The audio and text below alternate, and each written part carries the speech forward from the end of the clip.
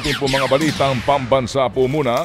Inilabas na po ng militar sa publiko ang video ng marahas na gitgitan ng Philippine Navy at ng China Coast Guard sa kasagsagan po ng resupply mission sa Ayungin Shoal noong pong Lunes. Kita kung paano nga pong hinabol at kabila ang binabangga ng dalawang speedboat ang Rigid Hulled Inflatable Boat o RHIB na ginamit po ng Philippine Navy. Hindi kalayuan po naman sa lokasyon nila ay kita ang mas malalaking barko ng China Coast Guard na nagmamatsyag lamang at pilit silang iniiwasan ng rubber boat ng Pilipinas pero nahabol at bumalandra po sa harapan nila ang isa sa mga speedboat ng China. Hindi na po nakuhanan ng video ang mga sumunod na eksena. Pero kinumpirma mismo ng AFP ni General Romeo Browner na may dalang mga bolo, sibat, kutsilyo ang mga tauhan ng China Coast Guard. Armado din daw ng mga patalim at itak ang mga Chinese na sumampa sa isa sa mga rubber boat at nanutok sa mga sundalo saka ninakaw ang mga nakakahon at nakadisassemble na mga armas na sana po'y dadalhin nga sa mga tropa ng Pilipino sa BRP Sierra Madre. Nanindigan naman ang China sa ginawa nitong panghaharas sa mga sundalong Pilipino. Sa panibagong pahayag, sinabi ng Beijing na naging professional sila sa pagpigil sa ating mga sasakyang pandagat na nagsagawa umano ng ilegal na pangingisda. Wala raw silang ginawang direktang aksyon laban sa mga sundalong Pilipino. Nauna nang kinondena ng iba't ibang bansa ang panibagong karahasan ng China Coast Guard. Sakop ng Philippine Exclusive Economic Zone o EEZ ang Ayungin Shoal kung saan malapit nangyari ang insidente. Sa ilang pang mga balita, ikinagulat po naman ng mga taga-Education Department ang biglaang pagbibitiw ni Vice President Sara Duterte bilang miyembro ng gabinete ni Pangulong Marcos Jr. Pagtapos po ng 2 taon, bumaba si VP Sara sa pwesto bilang DepEd Secretary at Vice Chairperson ng National Task Force to End Local Communist Armed Conflict o NTF-ELCAC.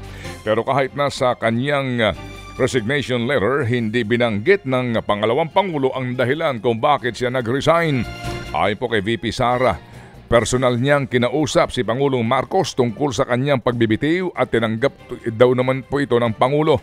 Effective July 19 ang kanyang resignation para po sa kaukulang transition period. Kumbensido naman si Senator Sherwin Gatchalian na iisa si Go Huaping at suspended Banban Tarlac Mayor Alice Go. Yan ang giniit ng senador matapos itanggi ng kampo ni Mayor Go na ang alkalde ang nasa Chinese passport na inilabas ni Gatchalian. Ayon kay Gatchalian, hindi maitatanggi ang pagkakahawig ni na Go Huaping at Mayor Go. Magkaiba lamang umano ang petsa ng kapanganakan ng dalawa. Paniwala ni Gatchalian, binago ang edad ni Mayor Go para makabili ng mga ari-arian sa Pilipinas. Nagbabala siyang pwedeng makontempt si Mayor Go kung patuloy itong magsisinungaling lalo't may ilalabas pa raw siyang ibang ebidensya sa pagkatao nito. Di ba yung nilabas na sinasabing Chinese passport at Chinese name, Pilipino naman eh.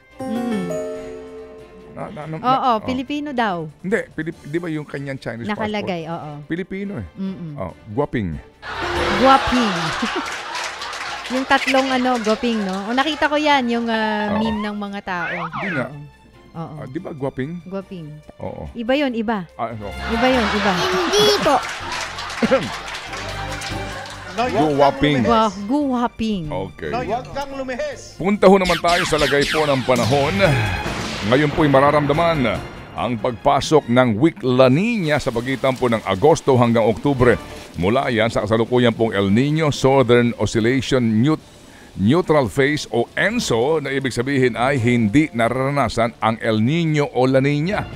Hindi pa raw po dideklara ng pag-asa ang La Nina dahil hindi pa naaabot ng ENSO alert at warning system ang pamantayan.